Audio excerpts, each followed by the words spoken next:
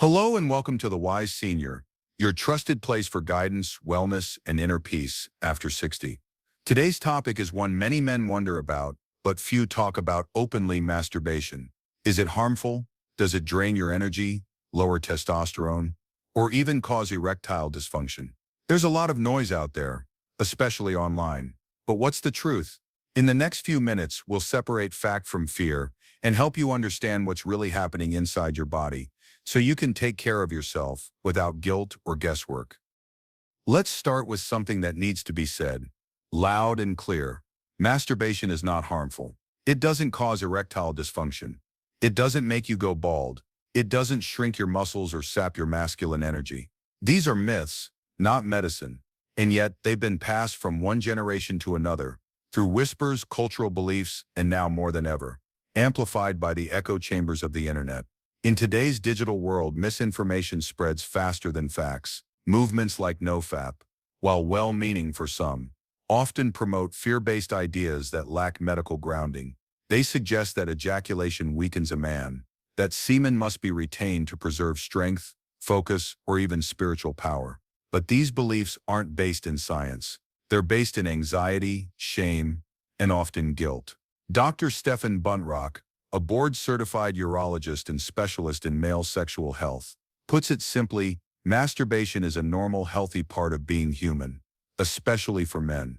Ejaculation is not a flaw in the system. It's how the system works. Semen is made up of mostly water, proteins, and trace minerals. Your body produces it regularly, effortlessly, just like saliva, sweat, or digestive enzymes. It's part of your body's natural rhythms. Ejaculating doesn't use up your energy. In fact, for many men, it can release tension, improve sleep, and support emotional balance. What's more dangerous than the act of masturbation itself is the fear and misinformation surrounding it. When men are taught to feel shame for responding to their own biology, that shame can manifest into stress, guilt, and even dysfunction, the very problems they feared in the first place. So before we go any further, let's clear the air. Your body is not broken. The myths are: have you ever felt unusually tired, anxious, or even slightly depressed and wondered if it had something to do with semen loss? If so, you're not alone. And what you might be experiencing is something known in medical literature as DAT syndrome. DAT syndrome is a psychological condition, first identified in South Asia, especially India, Pakistan, Bangladesh, and Nepal. It's considered a culture-bound anxiety disorder, meaning it arises from deeply rooted cultural beliefs and social narratives specific to a region. But now, in the age of social media and viral misinformation, DAT syndrome is no longer confined to one part of the world. It's spreading, quietly, through forums, videos, and even well-meaning but misinformed online communities. So what exactly is it? At its core, DAT syndrome is the belief that the loss of semen through masturbation, nocturnal emissions, or sexual activity causes physical and mental deterioration. Men with this condition report symptoms like fatigue, weakness, back pain, poor concentration, anxiety, guilt, and a deep fear that their life force is being drained. In extreme cases, they fear that losing semen will shorten their lifespan or make them infertile. These fears are not just imagined. They produce real symptoms, not because semen loss is dangerous, but because the anxiety and obsessive worry about it are. Let's break this down. Semen is made up of mostly water, amino acids, small amounts of protein, and trace minerals like zinc and magnesium. It's not some irreplaceable fuel source. The average ejaculation contains between 2 to 5 milliliters of semen, a tiny volume in the grand scheme of the human body. Your body is designed to replenish semen continuously and effortlessly, just like it renews saliva, sweat, or tears. There is no scientific evidence that ejaculation, even frequent, depletes a man's strength or masculinity. In fact, studies suggest that regular ejaculation might support prostate health, mood regulation, and even immune function.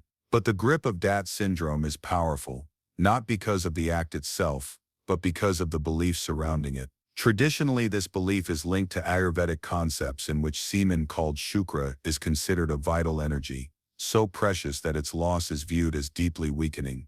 While these traditional views can be respected in their cultural and philosophical contexts, they're not consistent with modern medical science. Now here's where things get concerning.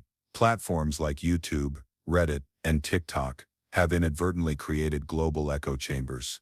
Misinformation spreads quickly. Movements like NoFap, which began as a self-improvement challenge for digital detox from pornography, have in some corners been distorted into fear-based ideologies, teaching young men that ejaculation is harmful, unnatural, or even immoral. These messages tap into insecurity, shame, and a lack of proper sexual education, reinforcing the exact beliefs that drive dat syndrome. Let's meet Ramesh, a 34-year-old man living in London, originally from Mumbai. After reading repeated online posts linking masturbation to mental fog and draining vital energy, Ramesh began panicking every time he had a wet dream. He believed something was wrong with him. His confidence plummeted. He avoided relationships, and his anxiety began to spiral. Eventually, Ramesh sought help from a mental health professional. His diagnosis, dat syndrome, imported from cultural roots and reinforced by online fear. And here's the medical reality. Ramesh's symptoms, fatigue, fear, guilt, had nothing to do with semen loss. They were the result of chronic stress, internalized shame, and obsessive rumination over something entirely natural. With education, therapy, and support, Ramesh slowly reclaimed control, not by avoiding his body, but by learning to understand and respect it. This is the true danger of dat syndrome. It convinces healthy men that they're broken. It replaces self-knowledge with guilt. It replaces science with superstition. And if left unchecked, it can contribute to depression, isolation, and even psychosomatic illness. So what's the takeaway? Ejaculation is not the enemy. Misinformation is. Instead of fearing semen loss, focus on the real pillars of health: nutritious food, regular exercise, meaningful connection, adequate sleep, and a healthy relationship with your own body. And if you ever feel anxious, confused, or ashamed about your sexual health, talk to a doctor, not an anonymous online forum. Because when you replace fear with understanding, something beautiful happens. Your energy comes back, not because you retained anything, but because you stopped fighting with yourself. And that, more than anything, is the path to real strength. Let's take a deep breath and ask the big question, the one that stirs fear in many men but rarely gets answered with clarity. What actually happens to your testosterone after you ejaculate? Does semen loss weaken your body? Does it drain your mind or kill your drive? The short answer? No, not according to science. Not even close. Let's begin with testosterone. The hormone most often blamed for everything from low energy to poor performance, reduced confidence, and even hair loss. It's a critical hormone, no doubt. It plays a huge role in male sexual development, muscle growth, mood, and libido. So naturally, many men assume that anything involving ejaculation must affect testosterone. It sounds intuitive: lose semen, lose testosterone. But biology doesn't work on intuition. It works on facts. Multiple scientific studies over the past few decades have explored the link between ejaculation and testosterone levels. In one frequently cited study, researchers asked a group of healthy men to abstain from ejaculation for several days. They tested their testosterone levels at different points along the way. What did they find? A small temporary spike on day 7, and then levels returned to baseline. No superpowers, no lasting surge, just a modest and fleeting blip. This minor fluctuation doesn't translate into anything meaningful for your health, your strength, or your masculinity. You don't get leaner, smarter, stronger, or more focused by holding back from ejaculation. That's just not how testosterone, or the human body, works. In fact, the idea that semen is some rare depletable energy source is more myth than medicine. Now here's where things get even more interesting. You'd think that by holding on to semen for long periods, your testosterone would build up like pressure in a tank, eventually turning you into a sharper, more dominant version of yourself. But that's not what actually happens. On the contrary, chronic abstinence, especially when driven by fear or guilt, has been linked to higher stress levels, irritability, poor sleep, and even mild depression. Let's introduce Paul, a 39-year-old martial arts instructor who decided to abstain from all sexual activity for 3 months after joining an online retention group. At first, he felt proud of his discipline, but soon he noticed something strange. His sleep quality worsened. He was edgy around clients. He struggled to focus during training sessions. He thought maybe he was doing something wrong or not retaining long enough. Eventually, he visited a urologist who reassured him his testosterone was perfectly normal. The problem wasn't physical, it was psychological. Paul's body was producing what it needed. The issue was the stress of trying to control something that didn't need controlling. And let's bust another myth while we're at it.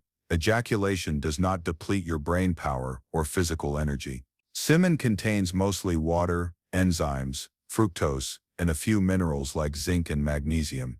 The body regenerates it constantly, much like it renews blood cells or skin tissue. You don't run out of semen like a car runs out of gas. Your reproductive system is not that fragile.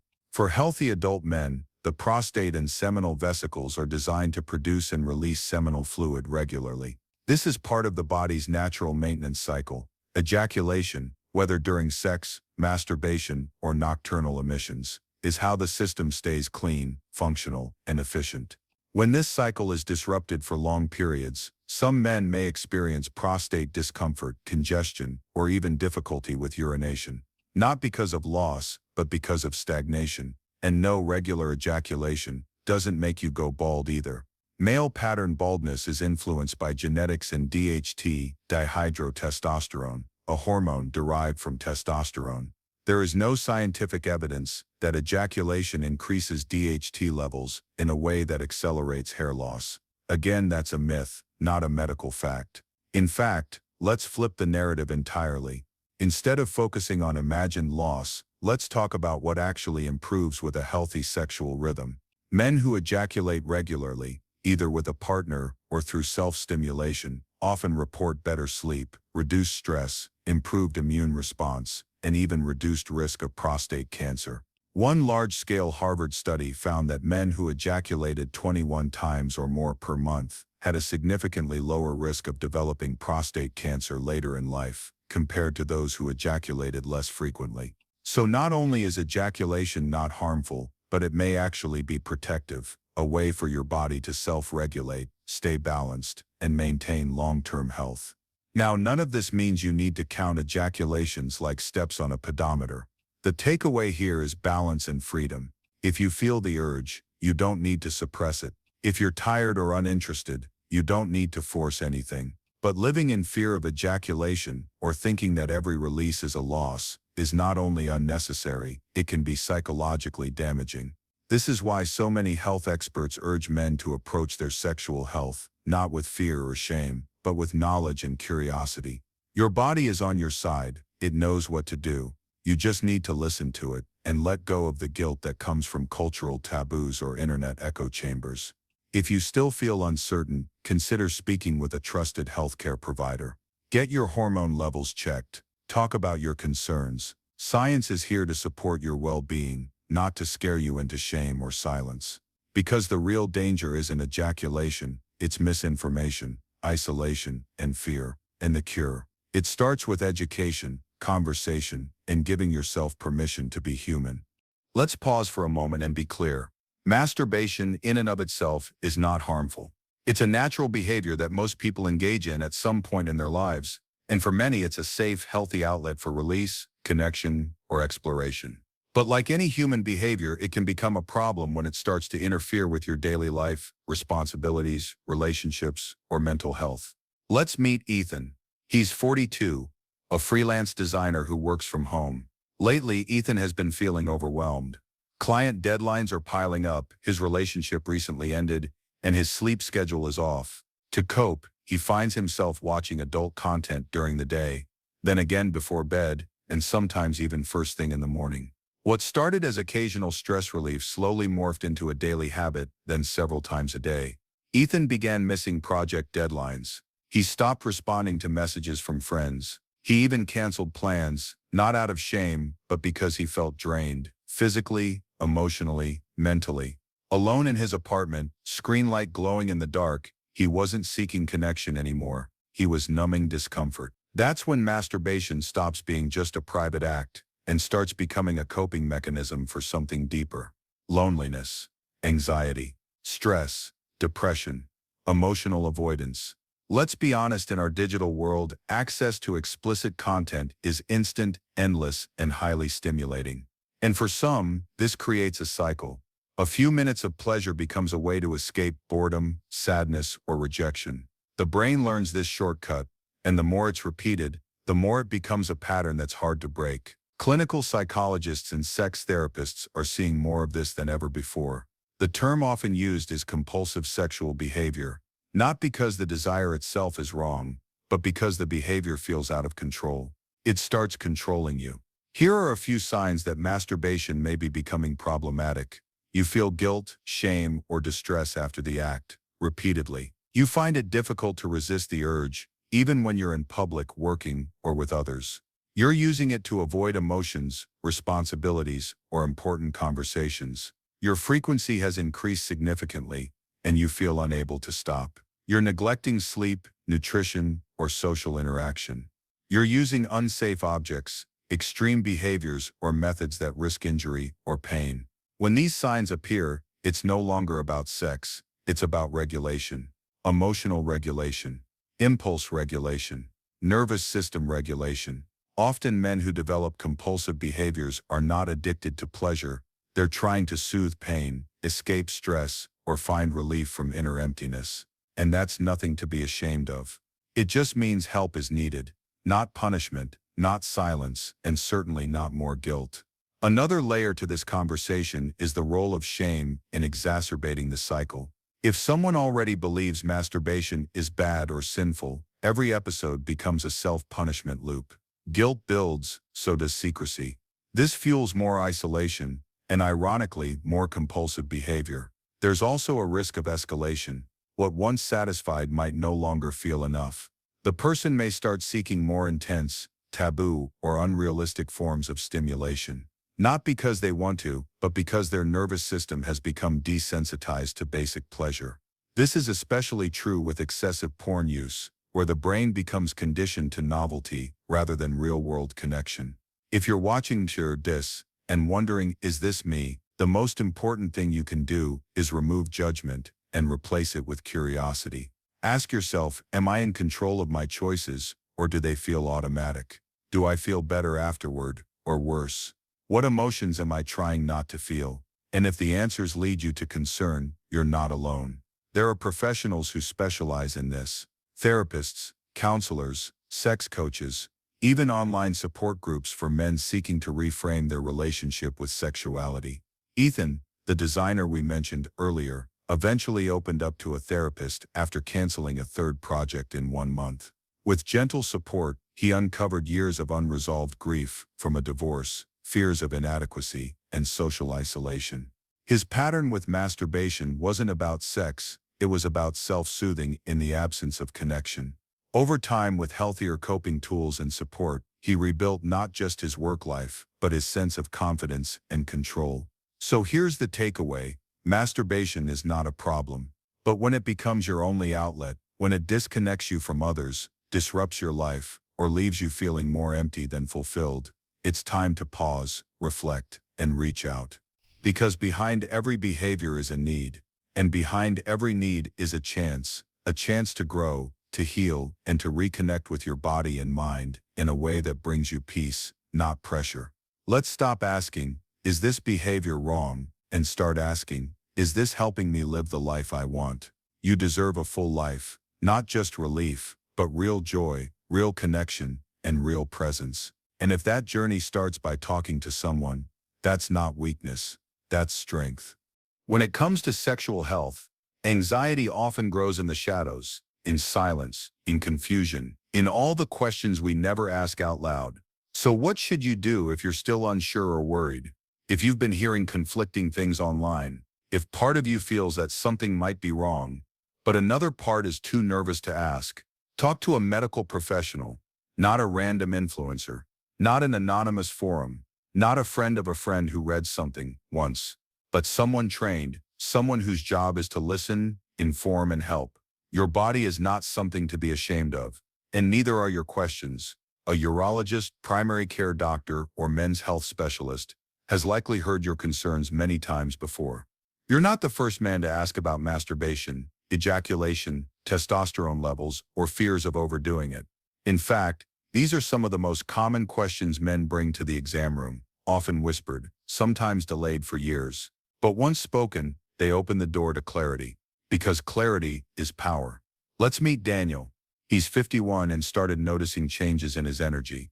His libido wasn't what it used to be, and he felt unsure whether his habits, particularly his frequency of masturbation, were to blame.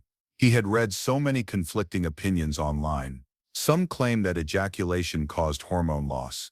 Others said abstinence was the key to male power. He felt trapped in fear and frustration. After weeks of indecision, Daniel made an appointment with his doctor. And that one conversation changed everything. His doctor explained that moderate ejaculation, whether through sex or masturbation, is a normal, healthy part of life. That testosterone levels fluctuate naturally throughout the day and week. That unless masturbation is interfering with life, relationships, or work, it's rarely a clinical concern. But more importantly, the doctor listened. No judgment, no assumptions, just space for truth and science to take the place of guesswork. Daniel decided to get a full checkup, including testosterone testing, PSA screening, and a review of his sleep and stress patterns. The results were mostly within range. His doctor gently suggested that instead of changing his sexual routine, he focus on improving sleep hygiene and managing work stress. Within 2 months, Daniel felt clearer, mentally and physically. His confidence grew, not because he changed everything, but because he understood what was happening inside his body. Here's the truth. Your body has signals, but it's your mind that interprets them. And when that interpretation is clouded by misinformation, fear often takes the wheel. Don't let myths or anonymous posts be your guide. If you're feeling anxious, get real answers. Get your hormones checked. Ask about prostate health. Share your concerns about energy or performance. Most of the time, the problem isn't what you feared, and the solution is far simpler than expected. Because you deserve peace of mind. You deserve to know what's going on, not just guess. That's what medical professionals are here for. Not to judge you, not to shame you, but to help you take the next step forward, informed, empowered, and free from confusion. Confidence doesn't come from hiding your questions. It comes from asking them. And sometimes all it takes is one honest conversation to change how you see your body and yourself. Your body is not your enemy. It has carried you through decades of change, through work, family, love, loss, and learning. And as you grow older, it begins to speak more quietly. Not with pain or panic, but with gentle whispers. Small signals that ask for care, rest, rhythm. One of the most powerful lessons we learn with age is this. Listen to your body without fear and without shame. Masturbation is not a moral failure. Ejaculation is not a sign of weakness. These are natural, healthy functions, deeply wired into your biology. They're not just about pleasure, they're about release, regulation, and renewal. But somewhere along the way, many men are taught to feel ashamed, to stay silent, to hide curiosity, to ignore discomfort, and to suppress the very signals that could help them feel better. That silence, that shame, that's where the real danger lies. Let's take Edward, 70 years old. For most of his adult life, he believed that touching himself was wrong, something to be hidden or outgrown. Even as his body changed, even as he faced challenges with his prostate, he never spoke about it. Not to his doctor, not to his partner, not even to himself. But after a quiet conversation with his grandson, a medical student, Edward started asking questions. Reading, learning. What he discovered shocked him. Not only was masturbation not harmful, it could actually support his prostate health, reduce stress, improve sleep, and help him feel more connected to his body again. And so, for the first time in decades, he gave himself permission to be curious, to let go of old narratives, to listen to his body, not with guilt, but with kindness. That's what this message is really about. Not just hormones or habits, but how we relate to ourselves, especially in the quiet moments. Especially as we age, because you're not broken, you're not behind, and you're certainly not alone. You are human, and being human means embracing all parts of yourself, your curiosity, your vulnerability, your need for comfort, connection, and care. So the next time your body sends you a signal, whether it's desire, tension, fatigue, or even fear, don't turn away, don't dismiss it. Lean in, gently. You might be surprised by what it has to teach you. Aging isn't about giving up parts of yourself. It's about rediscovering them with grace, with courage, and with compassion. And sometimes, all it takes is a little kindness. Your body deserves kindness, not judgment. As we grow older, it becomes clearer that health is not just about organs and numbers. It's about how we listen to our bodies with compassion. One of the biggest lessons from today's conversation is this: natural functions like ejaculation are not shameful. They're part of a system designed to renew, cleanse, and support you, physically, emotionally, and hormonally. The danger isn't in the act itself. It lies in silence, fear, and misinformation. In the myths that tell us we're too old, too broken, or too late to care for ourselves with dignity. But here's the truth. Every age brings the opportunity to care better, to live wiser, and to understand our needs without shame. Regular, healthy habits, from mindful self-care to good sleep, movement, and emotional openness, are not indulgences. They are investments in your quality of life. So listen kindly, be curious again, let go of the fear. You're not falling behind. You're still growing, and you're not alone on this journey. If today's video gave you peace of mind, give it a thumbs up and subscribe to The Wise Senior. Drop a comment below, even just a 1, 2, 3, to let us know you're here, and share this with someone who needs it. Thank you for spending your time with us today. Your presence and attention mean the world to us. We hope this video brought you clarity, encouragement, and a renewed sense of connection with your health. See you in the next episode. Take care and stay well.